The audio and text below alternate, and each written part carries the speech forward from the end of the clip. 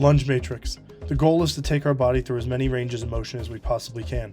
I'm going to start by hinging over my torso to my knees and reaching my arms all the way overhead when I stand tall, and then reaching them all the way up behind my back when I hinge over. This video is sped up to 300%, so realize I'm not moving this quickly.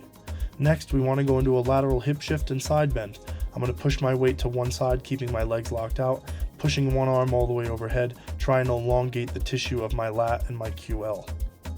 Next, we're going to end up going into a forward lunge, reaching our hands all the way overhead, again going into extension of our hips, and then stepping all the way back with our right foot stepping back behind our left, and then hinging on over into flexion, reaching our arms up behind our back.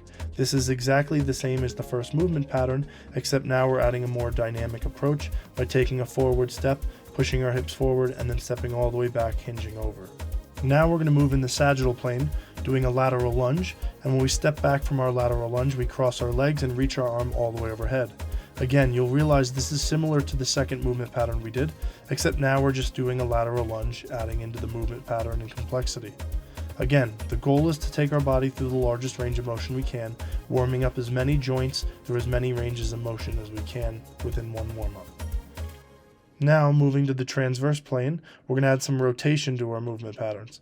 We want to do a rotational lunge, stepping back to either 3 or 9 o'clock, and then rotating our torso as much as we can in that direction.